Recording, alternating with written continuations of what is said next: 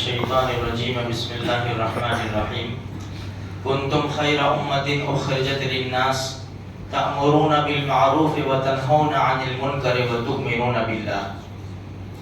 اللہ کا قرآن کہہ رہا ہے تم بہترین امت ہو، تم بہترین امت ہو۔ کیوں؟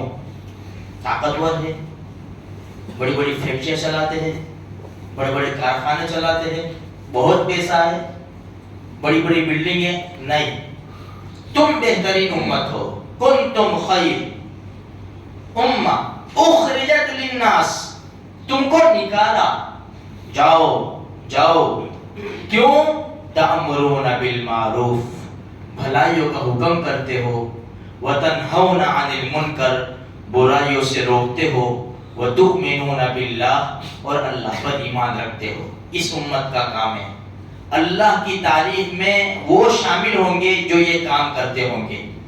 بھلائیوں کا حکم کرو، برائیوں سے روکو۔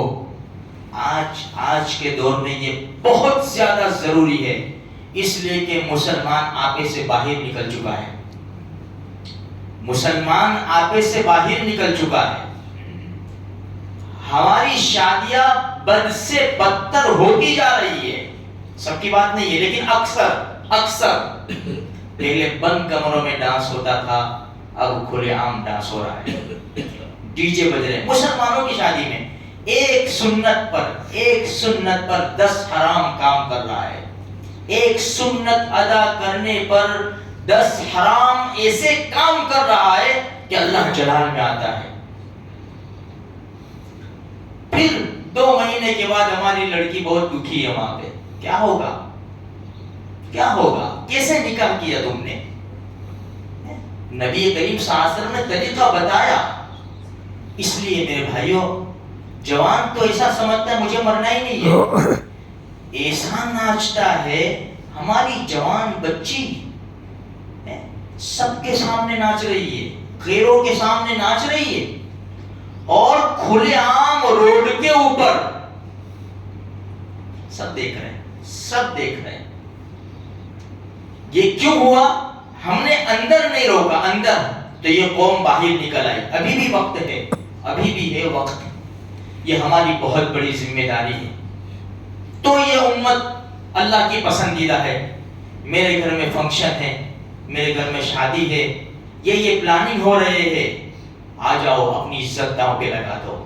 امی ابو بھائی، یہ نہیں ہو گیا۔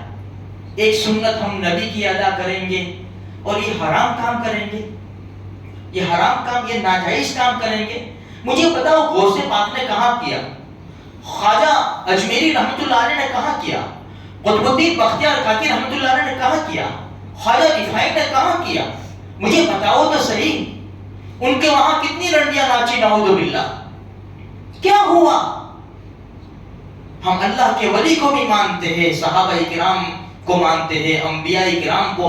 ہم ان کے نقش قدم پر چلنے والی قوم ہیں، نہ کہ اسلام کے دشمنوں کے نقش قدم پر چلنے والی قوم ہے۔ آج بھی وقت ہے۔ 30 سال کا جوان ربعی ابن عامر، 30 سال، یہ ہمارا 30 سال کا جوان جو ناچ رہا ہے نا، 30 سال کا۔ سعد ابن ابی وقاص نے کہاں بھیجا؟ رستم کے دربار میں۔ رستم بڑی طاقت کی، 82,000 کا لشکر تھا رستم کا، 82,000 کا لشکر۔ 30 سال کا جوان دبلے پتلے گھوڑے کے اوپر جا کر کھڑا ہو گیا۔ کیوں آئے ہو؟ آیا نہیں ہوں، بھیجا ہے۔ کس نے بھیجا ہے؟ ان اللہ ابتعثنا، اللہ نے بھیجا ہے۔ کیوں بھیجا ہے؟ تاکہ بندوں کو بندوں کی بندگی سے نکال کر رب کی بندگی کے اوپر ڈال دے۔ لوگ سجدہ کرتے ہیں اپنے جیسے انسان کو، ان بندوں کو بندوں کی بندگی سے نکال کر 30 سال کا جوان جا کے کھڑا ہو گیا رستم جیسے پہلوان کے سامنے۔ کیا تھا؟ ایمانی طاقت تھی، ایمانی طاقت۔ آج وہ ایمانی طاقت فوت ہو گئی، کھڑا غریب جیسا دیکھ رہا ہے۔ دشمن کیچڑ اچھال رہا ہے نبی کی ذات اقدس پر، قرآن کے احکام کو تبدیل کر رہا ہے۔ علل اعلان پیارے آقا محمد رسول اللہ صلی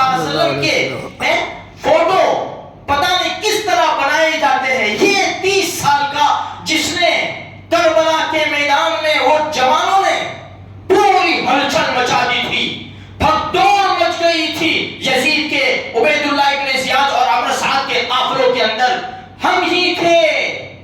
ہم کیوں؟ اس وقت کیا تھا؟ ایمانی پاور تھا، ایمانی پاور. اور آج غریب کی طرح بیچارہ ہے معصوم کھڑے ہو کر دیکھ رہا ہے. اس کے اندر یہ کون ہے؟ یہ محمد رسول اللہ کا امتی ہے. کتنا چینج ہو گیا، کتنا بدل گیا. اس کے اندر زبان سے ایک لفظ بولنے کی بھی طاقت نہیں ہے. صحابہ کرام جب جاتے تھے نا تو تلواریں دیکھ کر کہتے تھے دشمن یہ تلوار سے تم ملک فتح کریں گے. تو جواب کیا ہوتا تھا؟ تلوار دیکھیے، تلوار چلانے والا دیکھا ہے؟ تلوار تو دیکھ لی، تلوار چلانے والے ہاتھ دیکھے ہیں؟ میرے بھائیوں بہت افسوس کی بات ہے، یہ آج نوجوانوں کی ضرورت ہے. یہ انٹرنیٹ کے اوپر پڑے ہوئے ہیں. عیاشی کے اندر جو نوجوان ناچتا ہو، کودتا ہو، گاتا ہو، پیتا ہو، کھیلتا ہو، کھیل لگاتا ہو، کیا وہ اللہ کے رسول صلی اللہ علیہ وسلم کے لائے ہوئی شریعت کی حفاظت کرے گا؟ وہ خود مذاق اڑا رہا ہے، وہ کیا حفاظت کرے گا؟ آج مسلمانوں سنبھل جاؤ، ابھی بھی سنبھل جاؤ. دشمن ہمارے سر کے اوپر ناچ رہا ہے. ہماری لاشوں کا، ہمارے جسموں کا بھوکا نہیں ہے، وہ ہمارے ایمان کو لوٹ رہا ہے. لٹیرے اور ڈاکو ہمارے ایمان کے چاروں طرف پھر رہے ہیں. ابھی بھی نہ سمجھو گے تو مٹ جاؤ گے مسلمانوں، تمہاری داستان تک نہ ہوگی داستانوں میں.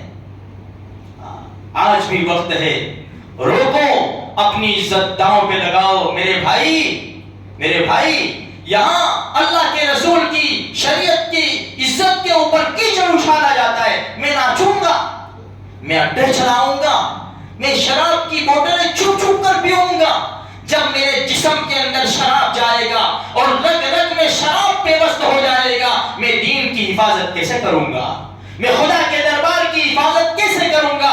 دشمن توڑتا چلا جائے گا، مینار پر چڑھ جائے گا، اور میں کھڑے کھڑے غریب کی طرح دیکھتا رہوں گا. آج یہ حالات ہمارے سامنے ہیں. ہمیں سنبھلنا پڑے گا، ہمیں قربانی دینی پڑے گی. اپنے آپ کو ہمیں خواہشات سے روکنا پڑے گا اور پیارے نبی کے ساتھ سچی محبت کرنی پڑے گی. میرے نوجوانوں، میرے بھائیوں، بہت درد کے ساتھ میں کہہ رہا ہوں، آ جاؤ، ابھی بھی وقت ہے. بچا لو اپنے بھائیوں کو، جو پی رہا ہو، کھیل رہا ہو. گلے میں ہاتھ ڈالو، اس کے کندھے کے اوپر ہاتھ رکھو، اس کو اپنا دوست بناؤ، اپنی عزت کو داؤں پہ لگاؤ. تو یہ نیا، یہ ڈوبتی ہوئی نیا سنبھلے گی، ورنہ بہت زیادہ خطرے میں ہے میرے بھائیوں. اس لیے اللہ کے رسول صلی اللہ علیہ وسلم نے بھی فرمایا، تم میں سے کوئی برائی ہوتی ہوئی دیکھو تو اسے روکو. ہمارے نبی کا بھی فرمان ہے، ہمارے کندھوں پر بوجھ ڈال کر گئے ہیں. اس لیے میرے بھائیوں، نبی نے خون پسینے سے اس دین کو سجایا ہے. اس شریعت کے باغ کو نبی نے خون پسینے سے سجایا ہے.